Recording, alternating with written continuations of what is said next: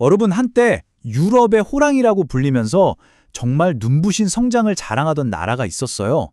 근데요, 불과 20년 만에 그 화려했던 호랑이가 글쎄 국가 붕괴 직전까지 내몰린 겁니다. 오늘 우리가 한번 깊이 파헤쳐 볼 이야기, 바로 튀르키예입니다. 2000년대 초반 트르키예를 한번 떠올려 보세요. 와, 그때는 정말 희망으로 가득 찼었죠. 매년 7%가 넘는 경제 성장률, 이스탄불의 스카이라인은 뭐 말 그대로 하루가 다르게 변했고요. 중산층은 해외여행 다니는 게 흔한 일이 됐었거든요. 자, 그런데 지금은요. 오늘날 트르키예는 통화 가치가 완전히 폭락해서 사람들이 정부가 나눠주는 쌈팡을 사려고 새벽부터 줄을 서는 그런 나라가 되어버렸습니다. 아니, 어떻게 이렇게 극적인 변화가 가능했던 걸까요? 모두가 부러워하던 그 떠오르던 별이 도대체 왜 이렇게 순식간에 추락해버린 걸까요? 바로 이 질문에서 오늘 이야기를 시작해 보려고 합니다. 자, 그럼 한번 제대로 파고들어 볼까요? 우선 튀르키예의 그 눈부신 성공이 도대체 어떻게 만들어졌는지 그 황금 시대의 토대부터 한번 살펴보겠습니다. 2000년대 초반에 튀르키예가 썼던 성공 레시피는요, 놀랄 만큼 간단 명료했습니다. 그냥 딱 경제학 교과서 그대로 따라한 거예요.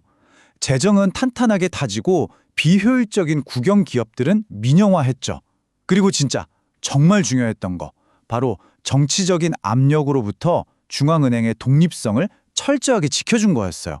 이게 전 세계 투자자들한테 튀르키예는 믿어도 되겠구나 하는 아주 강력한 신호를 보낸 핵심이었습니다. 결과는요? 바로 나타났죠. 외국인 투자가 그야말로 쏟아져 들어왔고 물가도 안정됐습니다. 도시 곳곳에는 새로운 쇼핑몰이 생겨나고 사람들은 더 좋은 차를 몰고 해외로 훌쩍 여행을 떠나기 시작했죠. 이게 바로 평범한 사람들의 삶이 진짜로 나아지고 있다는 가장 확실한 증거 아니었겠어요? 하지만 이 눈부신 성공 이야기 이면에는요, 아주 치명적인 균열이 숨어 있었습니다. 경제적인 성공에 취한 권력이 서서히 비판의 목소리를 듣지 않기 시작한 거예요. 그러면서 국가를 단단하게 받치고 있던 기둥, 바로 그 제도들이 마치 둑이 무너지듯 하나둘씩 허물어지기 시작했습니다. 결정적인 전환점이 된 세 가지 사건이 있었습니다. 먼저 2013년 게지공원 시위, 이게 사회적 갈등의 신호탄이었고요. 그리고 2016년 실패로 끝난 쿠데타 시도가 있었는데 이게 오히려 모든 반대 세력을 제거해버리는 아주 좋은 빌미가 되어버렸죠. 그리고 마침내 2017년 개헌, 이걸로 견제와 균형이라는 민주주의의 가장 기본적인 원칙이 사실상 사라져버린 겁니다. 그 결과는 정말 이 숫자 하나로 모든 게 설명됩니다. 15만 명. 쿠데타가 실패한 이후에 무려 15만 명이 넘는 공직자들이 하루아침에 쫓겨났어요. 생각해보세요. 여기에는 수많은 판사와 검사들이 포함되어 있었거든요. 이게 뭘 의미하겠어요? 사법부의 독립성이 그냥 완전히 무너져 내렸다는 뜻입니다. 사회 전체에서 이제 비판의 목소리를 낼 사람이 없어진 바로 그 순간이었던 거죠. 자, 이제 무대 위에는 아무런 견제장치가 남아있지 않게 됐습니다. 그리고 바로 이 텅 빈 무대 위에서 경제학 교과서를 아예 거꾸로 뒤집어버리는 정말 위험한 실험이 시작됩니다. 모든 문제의 시작은요, 바로 이 기상천외한 비정통 이론 때문이었습니다. 여러분, 상식적으로 한번 생각해보세요. 물가가 막 오르면 단양의 금리를 올려서 시장의 열기를 식혀야 하잖아요. 이게 경제학의 기본 중에 기본입니다. 그런데 튀르키예는요, 완전히 반대로 갔어요. 물가를 잡으려면 금리를 오히려 내려야 한다고 주장한 겁니다. 이건 불난 집에 기름을 들이붓는 거나 마찬가지인 경제학의 모든 원리를 그냥 무시해버리는 주장이었죠. 그럼 이런 말도 안 되는 이론에 반대하는 중앙은행 총재는 어떻게 됐을까요? 결과는 아주 간단했습니다. 바로 해임이죠. 금리를 올려야 할 것 같다고 말만 꺼내도 그날 밤 바로 잘렸어요. 또 다른 사람이 와서 금리 인상을 고려만 해도 또 잘리고, 이런 식으로 5년 동안 총재가 무려 5번이나 바뀌었습니다. 한때는 국가 경제를 지키는 최후의 보루였던 중앙은행이 이제는 완전히 정치권의 하수인이 되어버린 겁니다. 그 결과는 정말 끔찍했습니다. 튀르키예 리라화의 가치가요, 말 그대로 그냥 수직으로 곤두박질 쳤어요. 2010년대 초반만 해도 1달러에 1.5리라 정도였거든요. 이게 불과 10년 만에 30리라, 그러니까 20배나 폭락한 겁니다. 평생 모은 국민들의 저축이 그냥 허공으로 사라져버린 거죠. 이제 이스탄불의 가장 흔한 풍경은요, 백화점 앞이 아니라 정부 보조금을 받는 싼 빵을 사려고 새벽부터 길게 늘어선 줄이 되어버렸습니다. 과거에 쇼핑몰에서 쇼핑하던 바로 그 중산층들이 이제는 당장 먹고 살기 위해 이 줄에 함께 서게 된 겁니다. 경제 붕괴는 여기서 그치지 않았습니다. 결국 사회 전체의 붕괴로 이어졌죠. 그리고 이 모든 과정에서 가장 혹독한 대가를 치르고 있는 건 다름 아닌 이 나라의 미래를 짊어져야 할 젊은 세대들입니다. 자, 이 숫자를 보세요. 42만 명. 단 1년 동안 42만 명이 넘는 사람들이 자기 나라를 떠났습니다. 이게 20년 전보다 무려 10배나 늘어난 숫자예요.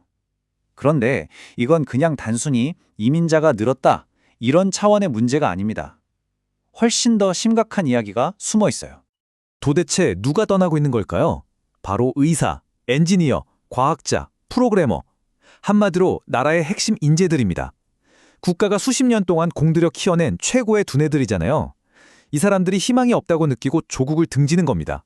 그리고 다른 나라의 귀한 자산이 되고 있는 거죠. 이게 바로 그 무서운 두뇌 유출 현상입니다. 한 여론조사 결과는요, 이 절망이 얼마나 깊은지를 정말 적나라하게 보여줍니다. 튀르키예 젊은이들한테 물었더니 76%, 네, 4명 중 3명이 기회만 생긴다면 이 나라를 떠나고 싶다고 답했다는 겁니다. 한 나라의 미래를 이끌어갈 세대가 스스로 미래가 없다고 말하고 있는 거예요. 이보다 더 비극적인 신호가 또 있을까요? 자, 그렇다면 이 튀르키예 사례가 단지 남의 나라 이야기일까요? 아닙니다. 여기서 우리 모두가 생각해봐야 할 아주 중요한 교훈이 있습니다. 사실 최근에 경제를 살려보려고 잠시나마 정통 경제학자를 등용해서 금리를 확 올리는 그런 정상적인 조치를 취하기도 했어요. 이제 좀 나아지려나 하는 희망이 보였죠. 하지만요, 지방선거가 다가오니까 민심이 나빠지는 게 두려웠던 겁니다. 결국 또다시 경제 원칙이 아니라 정치적인 생존 논리가 모든 걸 압도해버렸습니다. 그리고 바로 그 무렵에 정말 믿기 힘든 일이 벌어집니다. 가장 유력한 차기 대권 주자로 꼽히던 야당 소속의 이스탄불 시장이 갑자기 체포된 거예요. 근데 더 황당한 건 검찰이 구형한 형량이었습니다. 얼마였을 것 같으세요? 무려 2430년입니다. 2430년이요. 이건 뭐 나라를 살리는 것보다 정치적인 경쟁자를 제거하는 게 여전히 최우선이라는 걸 그냥 전 세계에 대놓고 보여준 거나 다름없었죠. 바로 여기서 우리는 아주 기묘한 역설과 마주하게 됩니다.